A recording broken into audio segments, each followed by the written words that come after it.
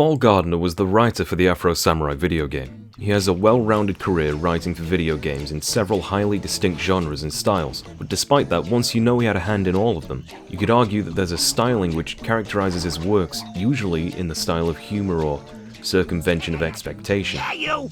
I've been doing this for 10 stinking years! Back and forward, and I'm sick of it! Well, I'm not gonna do it no more! If you believe in auteur theory, I think there's some candidacy there. Afro Samurai is what we're concerned about here, but he also headed Crash to Insanity, which is hilarious, the 2010 revival of Splatterhouse, the misunderstood Marvel vs. Capcom Infinite, and the wonderful Ghost of a Tale. He also did story work on the comic book Carbon Grey, which I've not read, but I've seen good endorsements for it, and I wouldn't be surprised. I've managed to get some really enlightening answers from him about the development of Afro Samurai from his perspective, and he was a genuine and lovely dude every step of the way. Anyway, I don't like introductions in videos, so I'll get to what I asked and what he answered, and at times I'll interject with my thoughts. RZA let us know early in development that he wasn't going to be available to create music for the game due to other commitments. However, he did act as a supervisor and spent a few days with us talking about his approach to music he'd created for the anime, his influences, and the kind of artists we should be looking for to create music for the game, etc. We met with him down in LA and he came to the studio in Santa Clara a couple of times during development to review and give feedback on what we were doing. RZA also contributed one track and performed at the launch party in LA. So, while RZA definitely set the tone, it was really just a starting off point for the artists who made the game's soundtrack what it is. The music was composed, arranged, and performed by Danny Fouché, Howard Drossin, Augustus Delafont, Conte Jasper, and others. I remember that Cole, August Delafont, had to rap a cappella for the RZA at some event, which must have been pretty daunting. I commented that David Robinson put his job on the line to get the game greenlit, and he said, yes, Dave really fought to get the game greenlit and kept fighting all the way through production. David Robinson is, he just seems like a swell guy to me, honestly, based on all the research that I did. The coolest thing is that he kind of code switched between talking to journalists and, for lack of a better phrase, blacker podcasts. Any person who's just gotten into the genre can really enjoy a character that responds well under the thumb, and it's really easy to pull off really complex moves. But the hardcore players who really want to be able to pull off combos, but not just button mash, those guys are rewarded. The player never actually gets to choose what they want to cut off, right? And you would think it would be kind of like a slower process of picking. I want to cut off his arm, but in our games, even with the fluid combos, you can do a combo, hit a guy left, right, knock him left, right, launch him in the air, go into overfocus, pick an arm, get a full haircut, blow. Nice. And see his head come off, you know what I'm saying? And in those interviews, you can really tell that David Robinson, he had a kind of street-like passion for this project. Like, it's really divine to hear him talk about how excited he was just to get it out. I commented, the game's fade to blacks don't entirely cover the screen. Yeah, that really bothers me when I see it. It's due to a shared fade to black polygon that was used throughout the game and modified late in production. I think somebody was trying to fix a bug and change the shape of the polygon to suit one particular instance, not realizing that it affected every cinematic in the game. By the time I noticed, it was too late to fix it. Alright, next one's really interesting. Kuma seems to have had his story put before Empty 7, leading to lost load screen voice lines, which I'm starting to suspect were just a genius way to use cut voice lines in Afro Sleep. The things I'm referring to, I used at the beginning of the second video. You were talking in your sleep again. You want to hit that booty, don't you?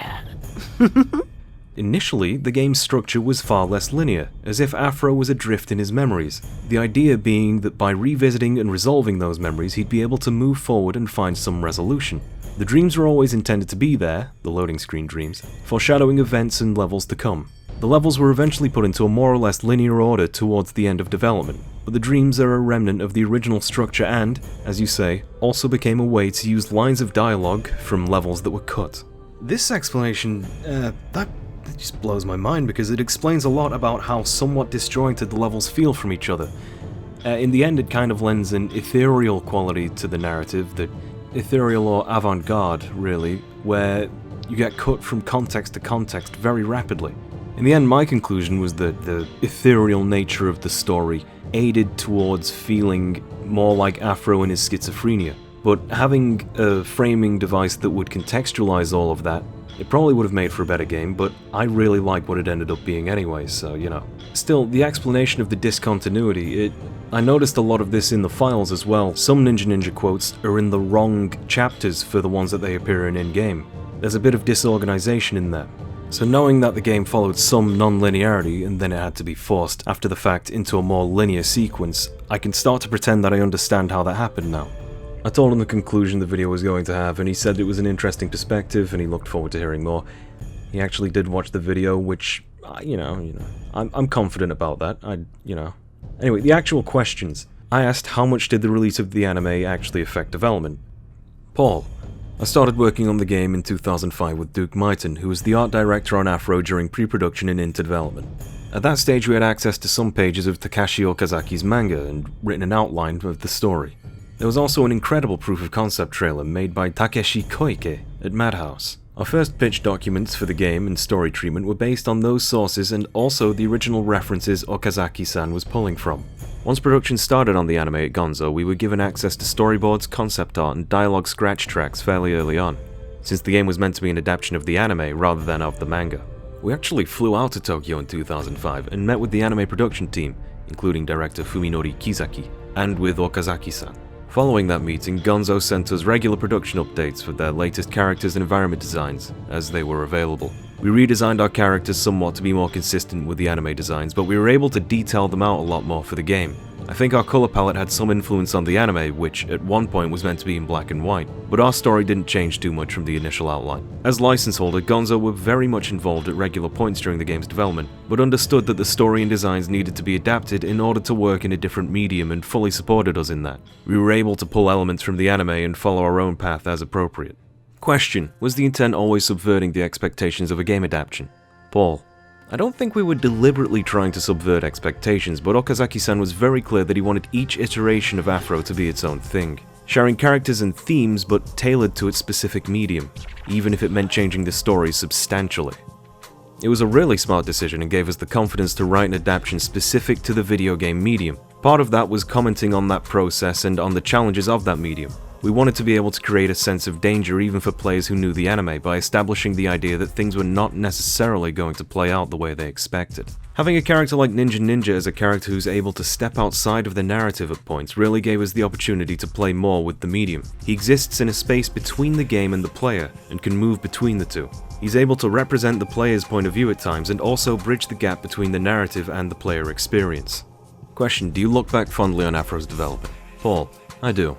I especially enjoyed the early stages of the project, working with an incredibly talented core team. We're still all really close now, even though we all work at different companies all over the world. It was stressful, though, at times. We were working very long hours, pretty much 7 days a week for most of the production.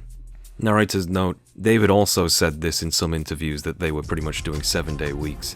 And this is something that's not uncommon in games development. Even if you go as far back as the production notes for Portal 2 by Jeff Keighley, I think it was, or the documentary that came with the European version of Metal Gear Solid 2, they were basically sleeping at the office for most of it. I mean, them's the breaks, but still. Question: what were the highs and lows? In brackets, this is a loaded question, dodge it if you want. There were a lot of highs. Because we were such a small team, everybody was contributing wherever they could. Most of the core team members could do more than just their title suggested. It felt really scrappy and purposeful. Even people from Namco Bandai's internal teams, marketing, PR and sales, etc. were pitching in. I remember us editing the first trailer for Afro the night before it was due to air at the Video Game Awards, which were being presented by Samuel Jackson in Las Vegas. Because it was such a huge file, we didn't have enough time to transfer it via FTP. So one of the operations team actually flew down to Vegas, carrying the beta tape with the trailer on it. There was always a new challenge to find a solution for. For me personally, Paul speaking, I think the high point of development was attending the voiceover recording sessions in Burbank, California. Being present to see and hear something I'd written be brought to life by Mary Elizabeth McGlynn, the director, together with all those accomplished voice actors, was an incredible experience. Samuel L. Jackson was unbelievable. He was so invested in the project and responded very positively to what we were trying to do, the themes we were exploring, and to the script. He was really kind to me. The lows were also many, but with distance, they're outweighed by the highs. Next question. The darker humor is really strong in the game. Was it nice to stretch your legs with a mature script after Crash to Insanity? Paul: Oftentimes, mature can end up meaning that there's violence and cursing. Afro has plenty of that, but I hope there's something more substantive to the game too. Actually, it was writing for Twinsanity that got me the job on Afro. David Robinson was producer for both projects. In some ways, I feel the two games have a shared sensibility. I loved writing Afro Samurai. There was already a strong established narrative, but one with a lot of rich themes that hadn't really been touched on in the anime that I was able to explore. Once Afro puts on the number 2 headband, he becomes such a single-minded character wholly focused on finding justice that it can be quite difficult to keep his story fresh. All you can really do is throw obstacles in his way. He's not going to stop and help anybody. So often, the motivations of the antagonist or secondary characters become far more important. Those allow you to look at Afro from a different perspective, to find a way to give more insight into the character. We tried to make sure that each level had its own hook in how the story presented, a theme that represented or mirrored Afro's internal struggle in some external way.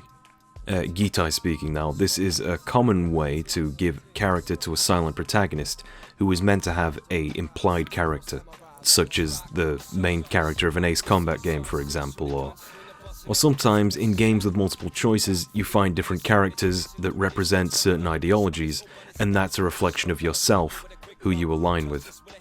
It's one of the cleverer ways that writers have found a way around the concession of a silent protagonist, on how to characterize them, which is a convenient blueprint, or maybe Paul's just smart enough that he reinvented the wheel himself, that Afro is a silent protagonist from a medium which doesn't usually have silent protagonists. And it seems to me that maybe it was just a bit of serendipity, or maybe the writing is just that good that it looks absolutely natural. Next is a question that gets really interesting. I asked, how much did time constraints cut? I noticed in the GDDs you posted a lot of intricate details got cut from the tutorial level. Paul, it's difficult to say exactly how much content was cut due to time constraints. Game production is always such an iterative process. There's almost always a gap between what you hope to make and what eventually proves to be possible. From a gameplay perspective, Afro's movement was simplified a lot, and the focus put into the combat mechanics, which tended to change the nature of the game. Combat had to do all the heavy lifting, without much support from other gameplay mechanics we'd planned for. Gitai here. There was, for some reason, beta footage of Afro Samurai on YouTube, and it is true that it really did look like they had very pridefully developed the free-running aspects to a degree that it looked like it would be a driving force for the game. It also boasted open worlds in a map which wasn't an open world, but I think that was more ambition or a sense of wanting the world to feel more open rather than be a Grand Theft Auto-sized cityscape. Back to Paul. Story-wise, we designed the game to be scalable, giving each level a grade from A to C, depending on how important it was to telling the complete story. Ideally, this would have meant we could, if necessary, reduce the scope of the game without it affecting the player's experience. A-grade levels were considered essential to the story being understood by an audience who might be totally unfamiliar with Afro, and as such couldn't be removed. B levels were stories that would add depth and context to Afro and the surrounding characters, but at a push could be removed without substantially affecting the story. C levels were just fun scenarios that threw obstacles and antagonists in the way of Afro's pursuit of justice and the headband. Kind of stretch goals. If they didn't make it, nobody would ever notice. There were some really nice ideas in those levels. The problem was that at least one of those A levels was cut later in production. Unfortunately, I think that decision was made without the effect it would have on the story being fully considered until it was too late. As time went on, some of the narrative of the game itself became a commentary on that process. The Lowdown East Pass, for example. This place had a story once. This used to be about something. I'm still really proud of the full script and scope of what we had planned. If we could have made the entire thing, it would have been something really special. But it's difficult. By the end of any game, the production pipeline is fully up and running and the team is working really effectively. If you could start production from that point, it would be so much easier. I think in total, probably just over half of the levels designed, written, and recorded for the stretch ideal version of the game were completed. Follow-up question on this subject. I quoted what he said about one of the A levels being cut later in production. Would you elaborate any further on this detail? I suspect it's probably more of Afro's childhood, since some of that dialogue there really set up Afro's character, but perhaps it has to do with the no theatre level. Paul, you're right, it was the stuff about Afro's childhood at the sword school. For me, it was important that the player had an understanding of what Afro once had and what he lost. It gives the rest of the story meaning and context, But from the production perspective, the producers have to look at what the return is on the production cost of any level, and this one was perhaps a little more difficult to justify gameplay-wise. With Afro's moveset mostly focused on combat, it becomes more difficult to create compelling gameplay for three friends going fishing. We tried to get at least some of that relationship across in the loading screens and at the beginning of Daimyo's story. The No Theatre gave more background about the creation of Kuma. The play being performed was a stylized version of his story. I think that was more of a B or C grade level, in terms of its importance to the story. It was a unique scenario though, and a beautiful location. Note from Gitai here, No, spelt N-O-H, is a type of traditional Japanese play. The sets were very basic, like how you'd imagine it would have been back in the day. It's 14th century. Most of the stories were fictional, having to do with animals or deities taking the forms of humans. That's a very common trend that you find in Japanese folklore, that a monster will take a human form and lure humans in or protect them somehow. With context to Kuma, they may have tried to play with how this inverts that trope, that a man would become a monster in order to hunt down Afro. And it would also play into this sub-narrative that the Afro Samurai story has been told for generations before Afro is in this story right now, based on what Okiku said that they used to tell stories of the Afro Samurai to children. And that kind of breaking of the fourth wall might have been more palatable if the game was still a non-linear structure. It'd play further into the fact that the entire game seems to be taking place within Afro's memories as he's asleep. Mind you, I guess it already does. Alright, next question. Who is your favourite character to write? Paul. I enjoyed writing for each character. Ninja was really fun to write for. Writing for Samuel L. Jackson's voice came pretty easily. I enjoyed writing for the villains too because Afro himself is so stoic, his opponent's dialogue tended to be written as monologues and tell their story and try to justify their actions. Those are an interesting problem to try and solve. I liked writing for Daimyo and for Justice, but I think I most enjoyed writing for the female characters. Otsuru, Okiku and her twin sister, Osachi. They all had much more of an expanded role in the story as it was originally planned and written. I was always happy with the structure of Okiku's story. I found Kelly Hu's performance quite moving. There was a level plan in which a teenaged Afro and Gino take Otsuru fishing. A lot of it was just three friends enjoying spending time together. I think that might have been my favourite thing to write. Lexi Jordan, who played Otsuru and was maybe 7 years old at the time, gave such a lovely naturalistic performance. No talking, lady. Fingers on lips. You're in big trouble when Master hears what you've been up to. Tell him. And maybe at the same time, Afro can show Master his new sword, and you can explain how you got blood on your clothes. And maybe I'll throw you in the river. Note from Gitai here. Osachi was Okiku's twin sister in the manga, and she had a liaison with Afro, let's say. She takes in an injured Afro, nurses him, and falls in love with him. And they promise to reconnect after Afro's adventure. At the time, she promised that she didn't know that Afro was going to kill Justice, who happens to be her benefactor. Later on, Paul mentions her again, and her inclusion was going to be somewhat different in this game. Question.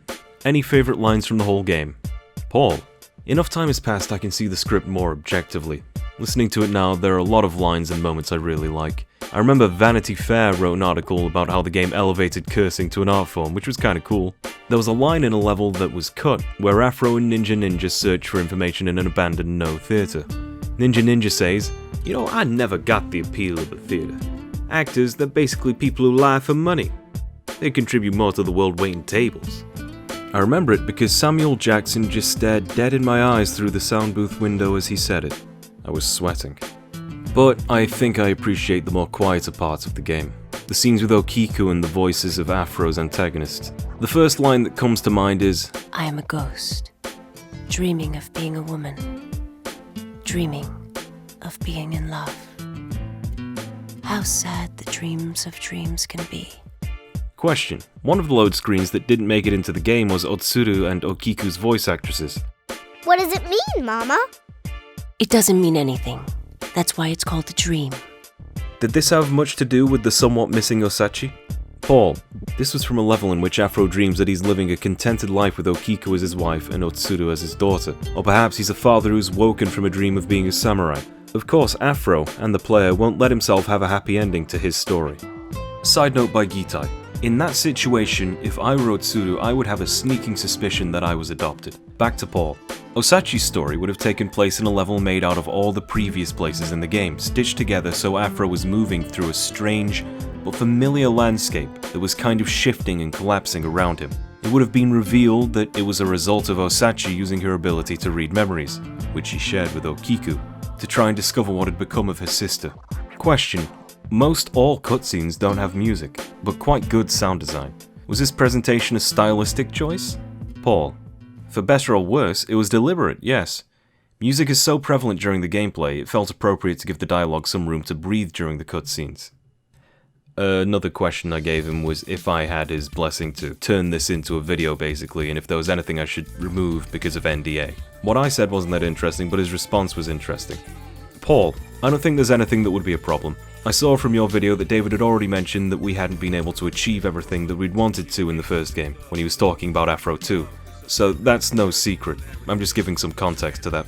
Question: is there any upcoming project you've been working on that you're excited about? Paul: the projects I'm currently working on are still as yet unannounced, but the last couple projects I've worked on have developed long lives of their own.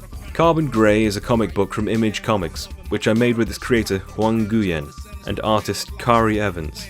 Magnetic Press just published a tabletop RPG based on it, which is beautifully made. Ghost of a Tale is a really wonderful indie game from Seath CG that I wrote and designed with Seath. It's about a minstrel mouse searching for his wife in a medieval world, and was made by a tiny core team of just 3 people, with Seath creating the majority of the game himself.